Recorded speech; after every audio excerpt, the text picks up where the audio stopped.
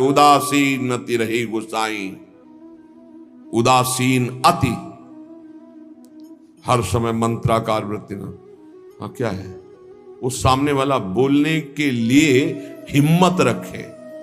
तो जब मन को संसार के व्यक्तियों में, उनके मनों में, उनके चरित्रों में, उनके जीवन में स्पष्ट तब लगा कि संसार का स्वरूप क्या है। छलिया कपटी, केवल भगवत विमुख करने वाला, कुछ नहीं। हमारी बात बिल्कुल मान लो, छल के सिवा तुम्हारे हाथ में कुछ नहीं लगेगा, कपट के सिवा कुछ नहीं लगेगा, एक सच्चिदानंद प्रभु के सिवा कहीं नहीं। मनमत ठग मारत तहां लिए बहुत ठग संग। इतनी विकारात्मक वृत्तियां छा जाएंगी कि भजन छूट जाएगा। भगवान दूसरी जगह नजर आएंगे कि अब वो बहुत दूर हैं। सामने वाले को रिझाने के लिए स्तुति वंदना भाटगिरी शुरू हो जाएगी। भगवान की स्तुति छूट जाएगी, उसके आगे घुटने टेक दोगे, कभी नहीं। भजन न बने चिंता मत करना, हमारे शब्दों को याद रखो। भजन न बने चिंता मत करना, अभी नहीं बन रहा तो 2 घंटे बाद फिर सात्विक वृत्ति आ जाएगी।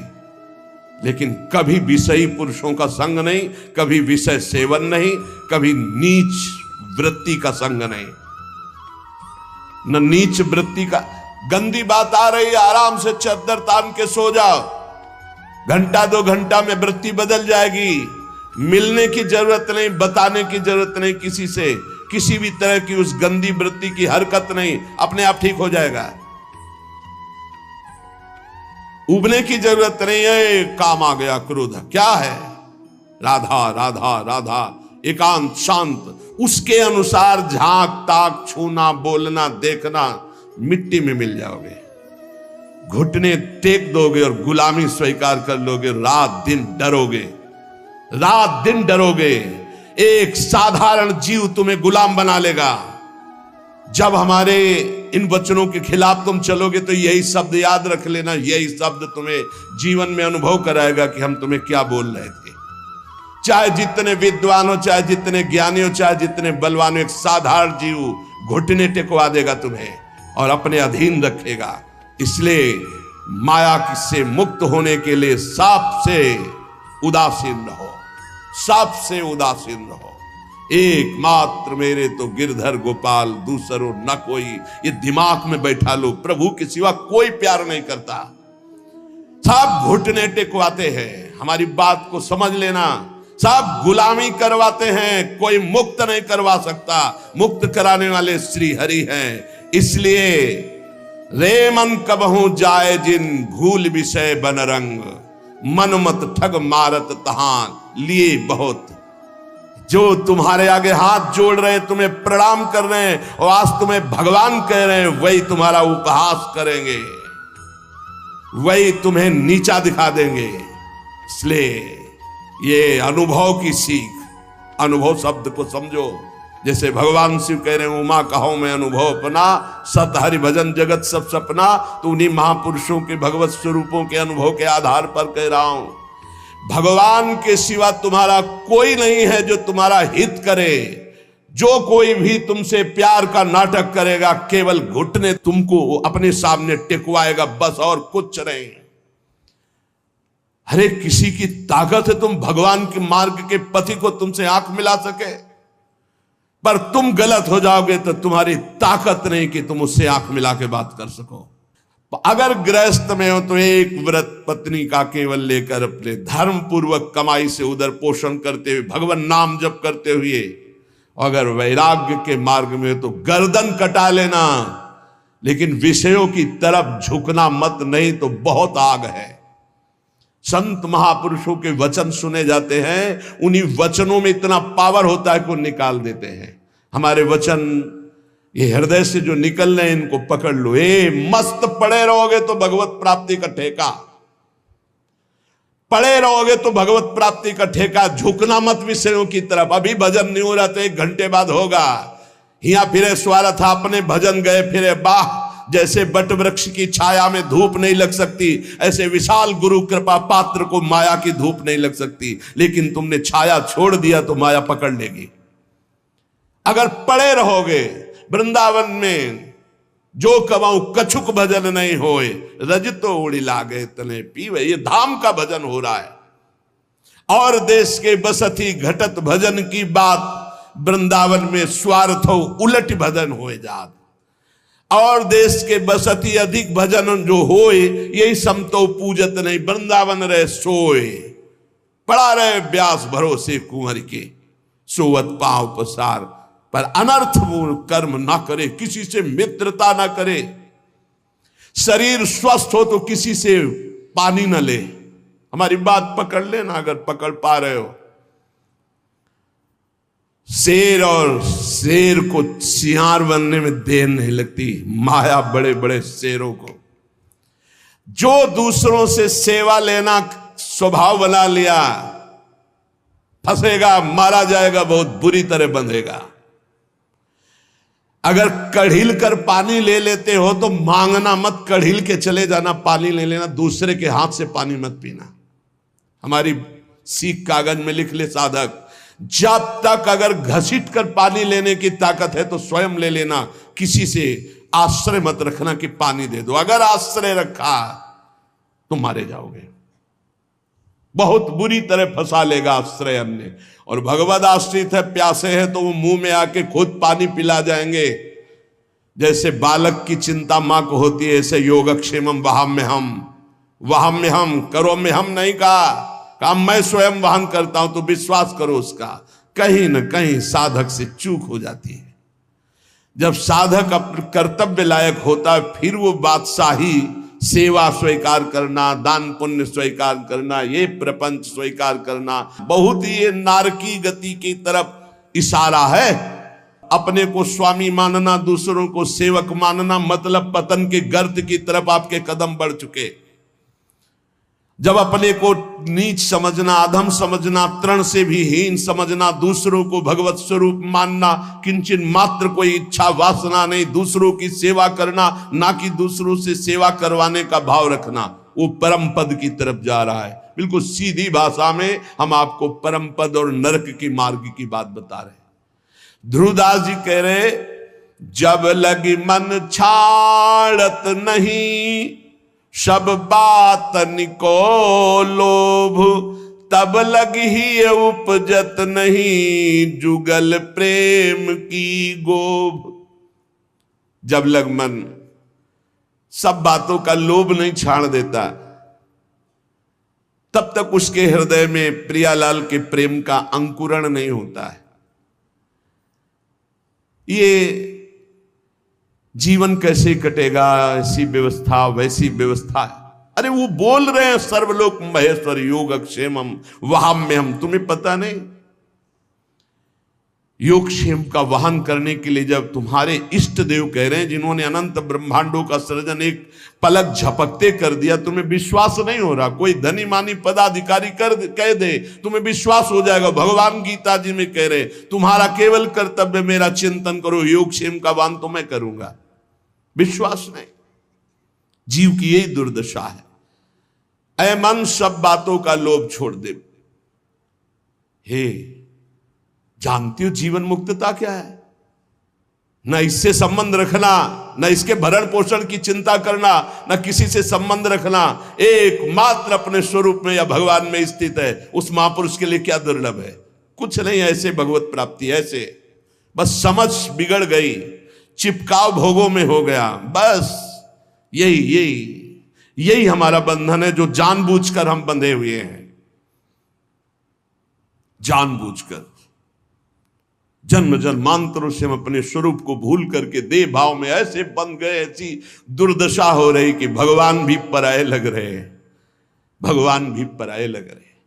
सब पापन को छत्र ये, लोभ ते मन ही घटाई, निष्प्रेही संतोष करी, रहे भजन चित लाई।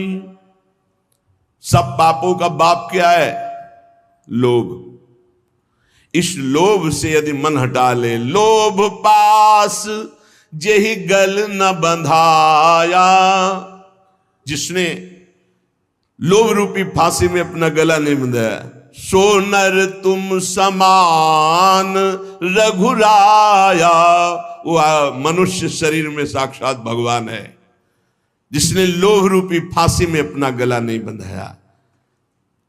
मन को लोभ से हटाओ, ये समस्त पापों का, ये भोग ले, ये बस ये दौड़ भाग। अरे भाई मारा घूम रहा है, रुपया भोग सामग्री कुछ नहीं है। पूरा जीवन हो जाता है लोगों को पैसे के, पैसे पैसे पैसे, मर गए कुछ नहीं, चौवन्नी हाथ नहीं गई। समझ नहीं पा रहे कैसा मारा जा रहा है, कैसा ठगा जा रहा है। इतनी मेहनत करके कमाता है, बैंक बैलेंस, ये सब व्यवस्था, मकान, सब पूरा जीवन करते मर गया। अब जिसलिए आया था कि नाम रूपी धन कमा ले, जीवन मुक्त हो जा, ब्रह्म प्राप्त हो जा, कोई मतलब नहीं। फिर वही सुअर, कुत्ता, गधा, नाना प्रकार की नीच योनियों में फिर भ्रमण। अब वहां कोई नहीं, ना उसकी पत्नी है, ना पुत्र है, ना बैंक बैलेंस है, ना पद है, ना प्रतिष्ठा है, जिसके लिए उसने सब किया था। अब वो बार बार पछताता रहता है, अब अन्य योनियों में फंसा हुआ। क्या कैसी कैसी दुर्गति हो रही जीवों की, कैसी कैसी दुर्गति हो रही। इसलिए हे भाई, अब मन से प्रियालाल के चरणों का भजन करो। इसलिए निष्प्रेही बनो किसी से। ये बहुत सावधानी की जरूरत है। सबसे भगवत भाव से मिलो, लेकिन किसी से अपनापन ना होने पावे। ये सिद्धों में होता, साधकों में नहीं होता। इसलिए बिल्कुल चुप, शांत, एकांत। भरण पोषण की जिम्मेवारी इष्ट और गुरुदेव की है। उनको ऐसे चिंता है जैसे मां को अपने बच्चे को दूध पिलाने की चिंता है। जो अन्न नहीं पाता, उस बच्चे को दूध पिलाने की चिंता है कि वो केवल मेरे स्तनों के ही सहारे, अगर उसको दुग्ध पान नहीं करे तो भूखा रहेगा। ऐसे इष्ट और गुरुदेव को चिंता है तुम्हारे भरण पोषण की और तुम्हारे को भगवत प्राप्ति कराए। तुम तो बेपरवाह केवल उनकी आज्ञा पर चलो। निष्प्रेही, किसी से स्पृहा नहीं। संतोषी, संतोष करो जैसे प्रभु तुम्हें रख रहे हैं। राहे भजन चितलाए, रात दिन भजन में मन लगावे। तो मन तो चंचल सबनिते, की जय कौन उपाय। साधन को हरि भजन है, कै सत्संग सहाय। ये मन तो बड़ा चंचल है, भजन में तो लगता नहीं। तो इसका क्या उपाय है कि इसको शासन में लिया जाए? इसको मन को शासन में लिया जाए, इसका उपाय क्या है? तो कह रहे हैं सत्संग इसकी सहायता करता है मन को विषयों से हटाकर प्रभु में लगाने। जो रोज सत्संग सुनते हैं, अगर मनन करेंगे, सच्चे महात्मा बन जाएंगे, चाहे गृहस्थ हो चाहे विरक्त हो। रोज हमारी कमियां हमारे सामने आती हैं, रोज महापुरुषों के अनुभव हमको उठा रहे हैं। हम जान नहीं पा रहे, लेकिन हमको उठा रहे हैं अध्यात्म की तरफ। जैसे कुसंग हम जान नहीं पाते, रोज हमें नीचा गिराता चला जाता है, ऐसे सत्संग रोज हमें ऊंचा उठाता चला जा रहा है। तो बोले सत्संग जिसके जीवन में है, हरिभजन का स्वभाव बन जाता है। हरिभजन रूपी साधना और सत्संग रूपी सहायता से मन को वश में किया जाता है। जो हरिभजन है उसी को अभ्यास कहते हैं, जिसे भगवान ने कहा। और जो सत्संग है वो सर्व संगोपहो इमाम, इसे वैराग्य सत्संग से ही होता है। बिनु सत्संग विवेक न होई, सत्संग के बिना विवेक नहीं होता। और विवेक ही वैराग्य प्रदान करता है। होय विवेक मोह भ्रम भागा, तब सब विषय विलास विरागा। वैराग्य का मुख्य हेतु विवेक, और विवेक का मुख्य हेतु सत्संग। तो सत्संग का तात्पर्य है वैराग्य, और हरिभजन का तात्पर्य अभ्यास। अभ्यास और वैराग्य भगवान श्री कृष्णचंद्र जी गीता में कहते मन को वश में करने के दो उपाय हैं, एक वैराग्य और एक अभ्यास। अभ्यास हरिभजन का, वैराग्य की उत्पत्ति विवेक से, और विवेक का प्रादुर्भाव सत्संग से होता है। बिनु सत्संग विवेक न होई, राम कृपा बिनु सुलभ न सोई। साधन को हरिभजन है, कै सत्संग सहाय। ये साधना है मन को रोकने की, सत्संग और हरिभजन। काम कामना वासना, मन ते कर सब दूरी। राधा वल्लभ लाल भजी, रसिकन जीवन मूरी। काम, कामनाएं, वासनाएं, ये परत की परत दबी हुई अंतःकरण में है। जब आप भजन करते हैं तो यही जब खुलते हैं, निकलते हैं, तो आपको लगता है बहुत गंदगी आ रही है। बहुत गंदी बातें मन सोच रहा है, बड़ा चंचल हो रहा है, नहीं, वो निकल रहा है। जब आप भजन में बैठे हो, एकाग्रता पूर्वक नाम जप करो, तब आप पकड़ पा रहे हो कि कितनी गंदी बातें मन में दबी थी, अब मन निर्मल हो रहा है धीरे धीरे। साधक को घबराना नहीं चाहिए, उसको बहुत प्रसन्न होना चाहिए और उत्साह संपन्न होकर भजन बढ़ाना चाहिए। जब भजन में बैठोगे मन जलेगा, अशांत होगा, नाना प्रकार की गलत चिंतन वृत्तियां वो आ नहीं रही, वो जा रहे हैं, मन जलकर निर्मल हो रहा है। पर साधक उस समय घबरा जाता है, घबराने की जरूरत नहीं। श्री राधा वल्लभ लाल रसिकों की जीवन मूरी है श्यामा श्याम, रात दिन इनका भजन करो, काम कामना वासनाएं सब भस्म हो जाएगी। रस बल छूटे न जो विषय, सुख नहीं पावे कोई, तन छाणे मन गही रहे, दूनों दुख तहां होई। जो भजन में चित्त लगाते नहीं और अपने को त्यागी मानते हैं, मैं ये त्याग दिया, मैं ये त्याग दिया, मैं ये त्याग दिया, बोले काम बनेगा नहीं। भोग की इच्छा अंदर बनी हुई, बाहर से त्याग किए हुए वो भजन में रति नहीं है, ये बहुत बड़े दुख का कारण बनेगा, गिराएगा, बहुत जोर से गिराएगा। क्या करो, भजन में रति करो। देखो छोड़ा कैसे जाता है, धीरे धीरे कदम को बढ़ाते हुए, मजबूत नाम जब बढ़ाते हुए, भगवत चिंतन बढ़ाते हुए, एक एक विषय धीरे धीरे, सहत सहत बाढ़े भगत गृह तन गुरु हितगार, धीरे धीरे एक एक कमियों को पकड़ते जाओ और उनको दूर करते जाओ। आज ये कमी पकड़ा, अब 10 दिन इसी पे लगे, उसको छोड़ा, फिर एक कमी पकड़, फिर छोड़ा, फिर बढ़ निर्विकार। धीरे धीरे, सहसा कोई कदम मत उठाओ, सहसा कोई कसम मत खाओ, धीरे धीरे सहत सहत बाढ़े। और एकदम जिद्दी स्वभाव रखो, जिस बात को छोड़ो, ये फिसड्डी माने बार बार वो फिसलेगा, नहीं नहीं नहीं, हट करके तब आगे निकलोगे। पर ये बल, रस बल छूटे जो विषय, अगर भजन नहीं करोगे, ये केवल नहीं नहीं तो नहीं नहीं कहते हुए पहुंच जाओगे विषय में। हृदय जलता है, भोगों को भोग नहीं रहे, भजन कर नहीं रहे, अशांति बनी रहेगी, एक न एक दिन गिरा देगा। और रस बल छूटे जो विषय, तब ही लहे सुख मूल, जैसे आतप को तप्यो, पावे सरिता कूल। 25-25, 40-40 वर्ष तक विषय नहीं भोगे साधक ने, समझ गया विषय विजयी है, नहीं चिंगारी है। जब तक भगवत साक्षात्कार नहीं हुआ, चिंगारी है, फूस पड़ते ही ज्वाला हो जाएगी। कभी भी दगाबाज मन पर विश्वास न करे। रस बल छूटे जो विषय, तवहीं लहे सुख मूल। रस बल, खूब नाम जप कर रहे, भजन कर रहे, अब कुछ अच्छा ही नहीं लग रहा। अंदर से भोगों की चाहत मिटाना सच्चा त्याग है।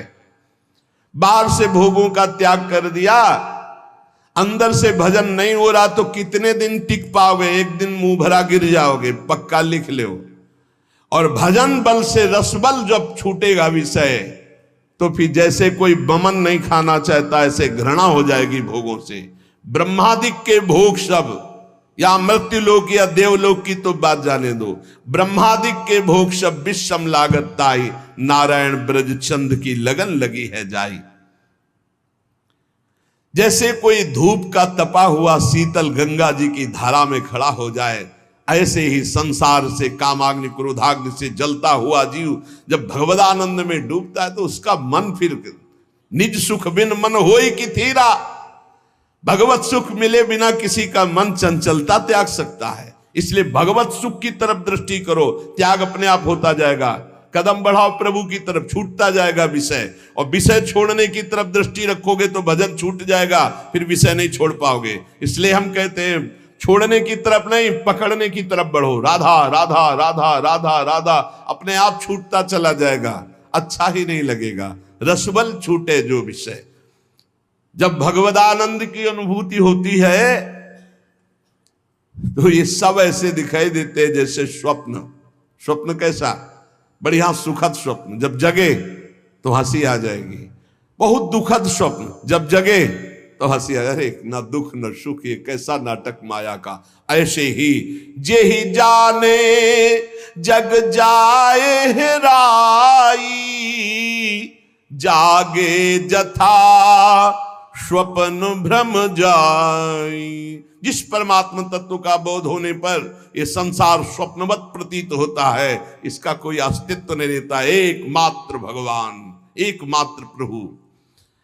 विषय करत वय बीत गई, त्रपित भयो तऊ नाही। नैन अछत द्वय दीप करी, परत कूप तम माही। जो भजन नहीं करते और सोचते हैं कि भजन करने की कोई अवस्था है जवानी, बुढ़ापा में भजन करेंगे, बहुत बुरी स्थिति होती भाई। जीवन में भजन का अभ्यास नहीं किया, बुढ़ापा चाहे जहां चले जाओ भजन नहीं बनेगा। मन का आपने अभ्यास नहीं किया भगवान की तरफ लगाने का। तो विषय करत वय बीत गई, भोग करते पूरी जवानी व्यतीत हो गई। अब आ गई वृद्धावस्था, तो त्रपित भयो तऊ नाही। फिर भी वो त्रपित नहीं हुआ।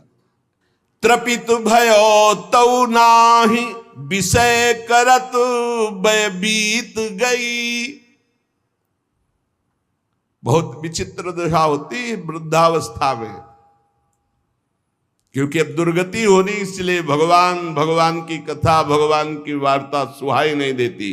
वही प्रपंच, वही नाना प्रकार की चित्तवृत्ति विषयों में। बोले नेत्र, ये देखो दो दीपक है, फिर भी नेत्र होते हुए भी कुएं, अंधे कुएं में गिर रहा जीव। देख रहा है कि प्राण छूटने वाले, फिर भी रामकृष्ण हरि नहीं जप रहा। ऐसी मन की। इसीलिए प्रहलाद जी ने कहा कुमार अवस्था से भजन मार्ग में, हाँ कुमार अवस्था से अभ्यास भजन का। यद्यपि तन जीरन भयो, छुटी न मन की रीति। बिखरी पर्यो सिमटत नहीं, इंद्रिन लीन हो जीत। बुढ़ापा आ गया, शरीर में दम नहीं रह गई किसी भी तरह की, ना दांतों में खाने की, ना आंखों में देखने की, ना इंद्रियों में भोगने की। फिर भी भोग भोगना चाहता है जी। है मन की बड़ी दुर्दशा है, मन की बड़ी दुर्दशा है। ऐसे शरीर की हालत हो रही है, फिर भी संसार का राग। यद्यपि तन जीरन भयो, छुटी न मन की रीति। मन फिर भी वही वासना लिए हुए। अरे बड़ा खेल विचित्र है माया का। यहां दुनिया में लाखों का मेला जुड़ा, हंसा जब जब उड़ा तो अकेला उड़ा। एक साथ शरीर छूटने पर भी ऐसा थोड़ी कि एक ही ट्रेन में जाओगे बैठ के, क्योंकि नहीं। हाँ एक बात जरूर है, दोनों पति पत्नी खूब प्रिया प्रीतम का भजन करें और भाव देह की प्राप्ति हो जाए तो दोनों प्रिया प्रीतम के पास पहुंच जाएंगे, ऐसा हो सकता है। दोनों भगवान का भजन करें, दोनों भगवान को प्राप्त हो जाए। ये पत्नी और पति की पोशाक यहां है, मृत्यु लोक की ये पोशाक है। जीव तो सच्चिदानंद है, पति का जो जीव है वही पत्नी का जीव है। उसमें थोड़ी स्त्रीलिंग पुरलिंग है, जीवात्मा में थोड़ी लिंग है कि ये स्त्री ये पुरुष है। ये तो पोशाक है भाई नाटक की, इस जगत नाटक की स्त्री पुरुष पोशाक है। और जब नाटक से पीछे अपने स्वरूप में गए तो दोनों परमात्मा स्वरूप है। परमात्मा स्वरूप तो पर फिर भी उसमें नहीं होगा कि गठबंधन 7 जन्म वाला। अरे छोड़ो ये सब दुनिया की प्रपंच, यहां आए हो भगवान का भजन करके अपने कर्तव्य का पालन करने के लिए। ये जन्म जन्म तक का साथ जो है केवल हरि से है और किसी से नहीं। वही अभिज्ञात सखा पुरंजनोपाख्यान पढ़ के देख लेना श्रीमद् भागवत में। बोले यद्यपि तन जीरन भयो, छुटी न मन की। भगवान का भजन करने के लिए निकले हैं तो अपनी वासनाओं की पूर्ति की बात नहीं। यद्यपि तन जीर्ण भयो, शरीर तो बुढ़ापे की तरफ जा रहा है लेकिन छूटी न मन की रीति। वही बातें वही। अरे भाई, तभी तो फिर भगवान अवस्था में दंड देते हैं। नहीं, वृद्धावस्था में तो सब बखेड़े छोड़ के खूब भजन करे। बहुत कष्ट भोगना पड़ता है। अवश्य में भोक्तव्यम कृतम कर्म शुभाशुभम। भजन कर ले, जीवन का सार भजन है भाई। मान ले, शरीर अभी है, कल नहीं रहेगा। संबंध भी है, कल नहीं रहेंगे। बिल्कुल बेपर्द यहां से जाला पड़ेगा। कोई पर्दा नहीं रह जाएगा, न संबंध का, न धन का, न वैभव का, न मित्रता का। और ये शरीर भी हटा लिया जाएगा। तुझे अकेले जाना है। इसलिए मन को, इंद्रियों को समझा बुझा के प्रभु के चरणों में लगाओ। ध्रुवदास जी कह रहे हैं, जब प्रभु के चरणों में मन लगाने की तरफ हम बढ़ते हैं तो अपने में श्रेष्ठता आ जाती है और दूसरों की निंदा शुरू कर देते हैं। तो पर निंदा के किए ते आवत नहीं कछु हाथ, मूरख पर्वत पाप को ले चलो अपने साथ। ये दूसरे की निंदा करने का मतलब है उसके जीवन भर के पापों को अपने माथे पे लादना। पर निंदा करना, पर निंदा सुनना दूसरे के पापों, ये अपने ही नहीं भोगे जा रहे हैं, काहे को दूसरे के लाद रहे हो। अगर तुम्हारी कोई निंदा करता है तो तुम मुस्कुराओ, तुम्हारे को जो दंड मिलने वाले हैं उनका नाश वो कर रहा है। लेकिन तुम किसी की निंदा मत करो, ना सुनो। अपनी प्रशंसा अपने मुंह से करना, दूसरे की निंदा सुनना बराबर है। अपने प्रशंसा न करे, दूसरे की निंदा ना सुने। और दूसरे की निंदा करने की तो बात ही नहीं भक्त के हृदय में आनी चाहिए। और भक्तन निंदा अति बुरी, भूली करो जिन कोई, किए सुकृत सब जन्म के, छिन में डारत खोए। भक्तों की निंदा तो भूल के मत करना, नहीं तो अनेक जन्मों के सुकृत पुण्य सब नष्ट हो जाएंगे।